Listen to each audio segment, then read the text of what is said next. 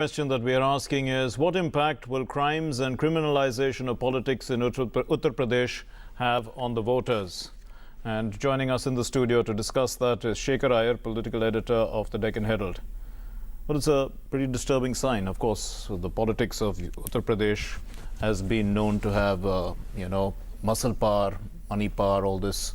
But it seems to be kind of getting out of hand when you look at the symbolism involved with the chief minister of the state campaigning at for a candidate who has been accused of rape, and just by a directive from the Supreme Court just yesterday, in fact. Yeah, I think that's a very telling signal of what has been happening in that state. And Akhilesh Yadav campaigned not just today. In fact, his first campaign, after he settled that election symbol case, was in Sultanpur, right, where he announced the candidature of Prajapati for Amethi, and it was in Sultanpur. So much so, sending a clear signal even to the Congress, because as your report just mentioned, Congress has also put up candidates there, and it is supposed to be a friendly fight. That's right. When this whole alliance was about securing the boroughs of the Gandhi family members. So I think the fact that Akhilesh, despite his efforts, as we have seen in media reports, for an image change, and there's all this, trying to woo youth and women, but the basic thing that I think comes out is a lot of Samajwadi ministers and MLAs in the last 5 years have faced this kind of allegation.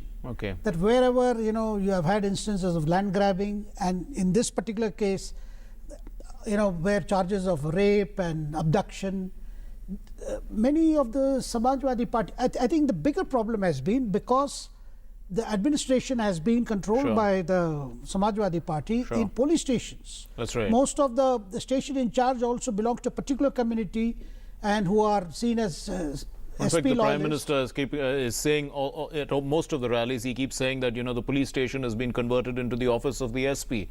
I mean, of the Samajwadi party, not the superintendent of police. But then that's the way it seems to be. And this is not the first time. I think earlier also, when Samajwadi party was in power, and if you recall the Mayawati speeches in the previous election campaign, and even before that, has been this, that when it comes to law and order under Samajwadi rule, there is a lot left to be desired. And what we have seen is, in the last two phases, an attempt has been made ever since Congress and Sapa entered into an alliance to show that this is not the election for Uttar Pradesh. They have been concentrating on attacking the Prime Minister Modi, whereas this election is about choosing the next government in Uttar Pradesh. Yes, quite right. What is the record of the government that has been there so far? Right. So and that is a point which the Prime Minister is trying to emphasize in all his meetings. Absolutely. He's talking about development. He's talking about the issues that are on the ground, especially, illegal mining he referred to today, and land grabbing. Because Prajapati, there was allegations of his being involved in illegal mining. Because the mining department was under him, and that was a very big charge. And you will recall last year sometime, Mulayam had asked Akhilesh to drop him, and he was dropped. Yes. And in a matter of 48 hours, he was back brought back again. The government. So it shows that these are the kind of people who are, who seem to be powerful in the SP. But how does this go down with the voters? Is the question that we were asking right at the beginning. Criminalization of politics and crimes. The crimes that are involved also, they seem to be getting away with it as well. Yeah, I think, and particularly we saw it in Bihar. Bihar has been one of the cases where most of the politicians and political leaders have had this kind of background, and no matter which party they belong to. And Uttar Pradesh in particular, right? I think this has been the case, and the whole effort of Akhilesh Yadav to shed his family baggage, as it were, was to project a new party with a new vision. But the fact remains is, the very foundation on which the party stands today has these kind of elements. And you cannot wish away these elements overnight, just because your party is trying to acquire. So what is happening in UP politics? It has been between the SP and the BSP for some time, but when we look at the the attack that the Prime Minister launched on the BSP today. I mean, he renamed the party as Behenji Sampati Party. There too, I mean, the issue of corruption and the fact that, if demonetization is an issue in this election, the reasons why the BSP is concerned about demonetization. He alluded to that as well. Yeah, because see, what are the choices before the voters today? Yes. Either they vote back the very government which has been there for the past 5 years, and they have already seen their track record in governance, or you go back to a government which was there before. That is the Mayawati government. That's right. And Mayawati lost the last elections because there were several other issues which came up, which were particularly huge cases of corruption. Yes. I mean, and there were several stories about how the MLAs and ministers had to, gather funds for the BSP chief. And so therefore the Prime Minister, and particularly as soon as the demonetization was announced, we heard about the party depositing 104 crores in the bank. And the Mayawati explained it away, saying that, well, these funds were collected and I had told them to wait so that then they can deposit. That became a huge talking point as to why should a party like BSP hold on to cash amounting to almost 100 crores in cash. Okay. So we can see too that, when the Prime Minister has brought the focus back onto development, he says that the state is lagging behind on all fronts, on all the development indicators.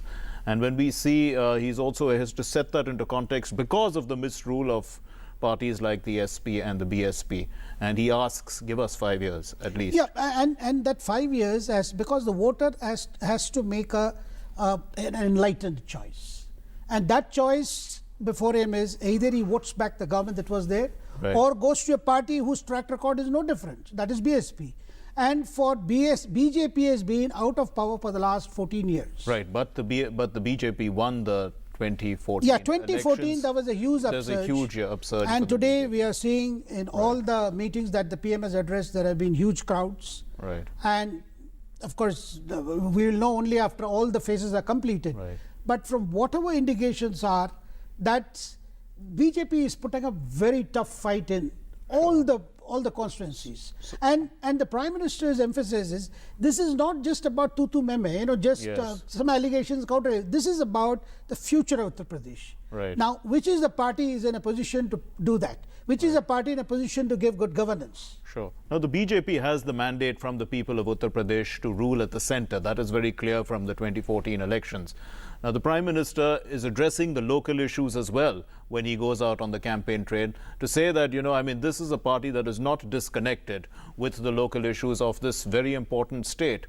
While when we see, in the campaign trail across, there seems to be a lack of, commitment to addressing issues raised by the people. Our ground reports seem to suggest that, when reporters are going and talking to people, asking them the issues in the elections, they are bringing them out. Women's safety, lack of development, infrastructure is poor. All these things that have been going on, and they're not. We don't see, the other parties addressing them at the election rallies. Yeah, instead the whole focus is on the Prime Minister. Exactly. This is not the election for choosing the Prime Minister. Yes. And this is about, and of course we have heard Akhilesh almost saying in every meeting, "Humne kaam kiya hai, hamara kaam."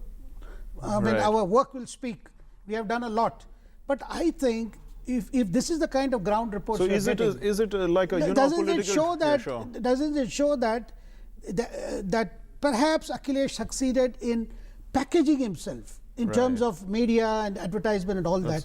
But I think when it came to ground, as we see ground reports showing, and that shows that these things are rather. So it's more of a media. A lot of it you saw was a lot of inaugurations and foundation stones being laid, ribbons being cut, but that did not exactly reflect what the state has faced in the last 5 years. If things are still that bad in many parts, for instance, today the Prime Minister referred to Bundelkhand. Right. And Bundelkhand is supposed to be rich in mineral resources. Right. And he compared it with Kutch in Gujarat, where after the earthquake, which 2002, after that how things changed there.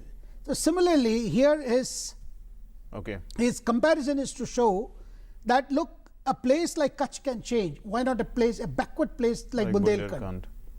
Right.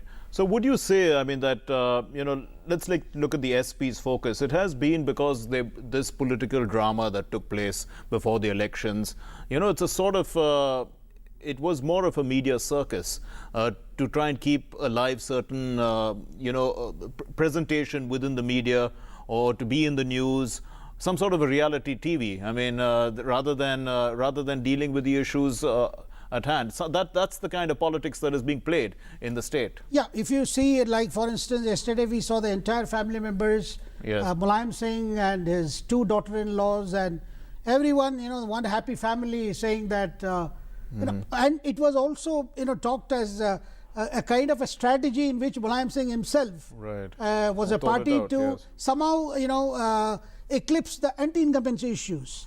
But I think for the voter, beyond the family unity, and Okay. I think the voter is going to look at what has happened to him, what is his condition today, Okay. and who can bail him out from that. Okay, we leave it there. Thank you very much, Mr. Shekhar Iyer, for Thank you. joining us here on Newsnight.